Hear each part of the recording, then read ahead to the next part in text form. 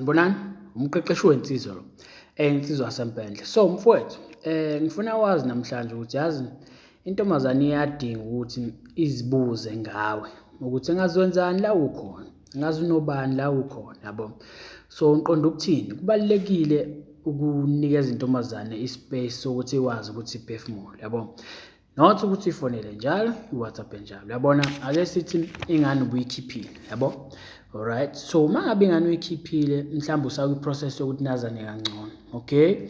So ingane ubuyikhiphile, asithi ubuyikhiphe namhlanje, alright. So ubuyikhiphe endaweni oyithandayo enhle futhi engabizi, ngoba phela kumele umnikeze isithombe sokuthi wena unemali, uthanda izinto ey'bizayo, yabo, ngoba uzohluleka ukumaintaina leso standard. So ubuyikhiphele endaweni e-right engabizi oyithandayo futhi, okay. So ubuyikhiphe namhlanje, okay. So uma ngabe uyikhiphe namhlanje uzolinda 2 days. Indaba ulinda lo 2 days, ufuna ukubuka i-reaction yakho ukuthi uzokwenza njani, yabo. Iy'mpawu zakho, kubalulekile ukuthi mfethu ukwazi ukufunda iy'mpawu zentombazane, ukwazi ukumeja ukuthi intshisekelo yakhe ngawe ingakanani, yabo. Kumele ukwazi ukumeja everyday, kumele umuntu wakho ummeje, ubone ukuthi okay ula mhlawumbe u-60%, u-50%, so kumele wenzeni ukuze unyuse u-90%, okay, kumele wenzeni ukuze umaintaine lowo 90%, not ukuthi uvuke nje siyathandana nje soxabana masixabane, yabo. No, kumele ukale mfethu everyday, yabo. Ngalokho uyosiza kakhulu, uyokuthola usuqeda iminyaka nomuntu wakho ngoba uyameja everyday ukuthi okay ula uku-40 namhlanje udiniwe ungxamile, yabo. Ngoba phela wena uyazi ukuthi wena ufana ne-mountain, yabo, ufana nentaba. So mangabe ufana nentaba, umuntu wakho ufana nani, uMother Nature, ake sithi weather nje. So mangabe kunetha umuntu wakho kuke kunethe, kushaya istorm kube nzima, yabo, lapho usuke ediniwe. But futhi ngelinye ilanga umthole kushisa ilanga kumnandi kujatshule, yabo. But wena njengentaba wenze njani, umile awuyindawo, awuvuma kushake, yabo. Ngubani? Uyintaba, umuntu wesilisa, uyi-leader mfethu, u-strong, wena inkombandlela, yabo. So-ke kubalulekile mfethu ukuthi umuntu wakho umnikeze ispace. So ngingakho ngithi mangabe umkhipheni namhlanje, ake sithi mhlambe itheke nje osanda kuyithola usakwi-process yokuthi nazane kangcono. So kuzolinda 2 days, umkhipheni namhlanje, kusasa ngeke umfonele, ngeke WhatsApp, ngeke umenze lutho, naphambi kwakusasa ngeke wenze lutho.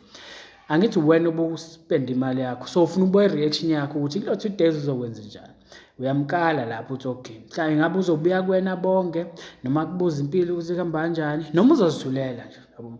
So uma ngabe ezithulela lokho kusachaza ukuthi hayi ukuthi intembi, but kusamele wenze more, yabo. Kusamele wenze more ukuze phela angithi siyazi eqaleni ukuthi wena njengomuntu wesilisa uwena kusamele lo muntu umzama ngayo yonke indlela, but ekuhambeni kwesikhathi izinto ziyajika, yabo. Kumele kube uyena ogcine sekujaha ngemuva. So ikanjalo mfowethu, yabo. So-ke and then yabona ingakho ngithi mina, yabo, amantombazane engiwathanda kakhulu ontanga bami, yabo. Ontanga bami nalabo abangaphezulu kwami ngiwathanda kakhulu lawo, not ukuthi abangaphansi kwami angiwathandi, but mostly I prefer ontanga bami nalabo abadala. Why? Yabona ingoba leyo mantombazane mfethu, it's either uyafunda isikole, yabo. So mangabe efunda isikole userious ngesikole sakhe and angiyona number 1, yabo. So isikole uyazi ukuthi isikole sakhe isona imfundo, iyona ebaluleke kakhulu, iyona mfundo number 1, mina ngilandela ngemuva, yabo. So lo muntu usekhulile emqondweni, uyakwazi ukuzithathela izinqumo zakhe ngempilo, yabo. And okwesibili, noma mhlambe intombazane mhlambe iyasebenza, yabo, mhlambe iyasebenza noma mhlambe inebhizinisi elenzayo. Ngiyawathanda amathekena kanjalo ngoba yabona awanaso isikhathi sokuthi sizochatha ngo-10 ebusuku kuze kushaye u-3, no. Ngobani? Yabo, ngoba leso sikhathi sokuthi kulalwe kuphumule kusile kusasa kuyasetshenzwa, yabo.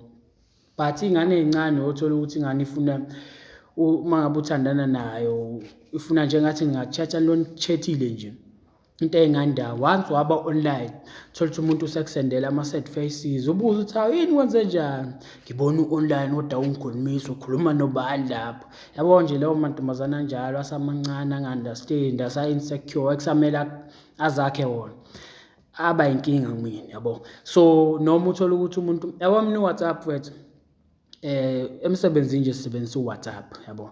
So-ke isikhathi esiningi uthothi manje WhatsApp sikhuluma izinto zomsebenzi, sikhuluma nabaphathi bami abantu abaphezulu ukuthi-ke usuku lasasa silihlela kanjani noma izinto ey'thize. So wena uma uzofika la athi ngikhuluma nobani lapho wangizibu onani, yabo nje leyo nonsense.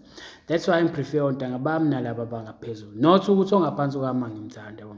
So mfethu into engikushiya nayo ukuthi kubalulekile ukuthi intombazane uyinikeze leso spesanyana sokuthi izibuze ngawe nje, ukuthi engaziwenzani la ukhona, engazi unobani, ukuze phela izokwazi ukuthi icabange ngawe, ikwazi ukuthi ithathe ifoni yayo, ikwazi ukuthi ikufonele nje ikubuze ukuthi hey bengcheck impilo nje kuhamba kahle, nithi ukuxoxa yabo kamnandi. But uma ukuthi wena uyifonela njalo WhatsApp njalo kade umkhiphile lo muntu uphinda kube wena ofoni yawo futhi ujabulile, ngeke mfethu ngeke kusebenze kanjalo.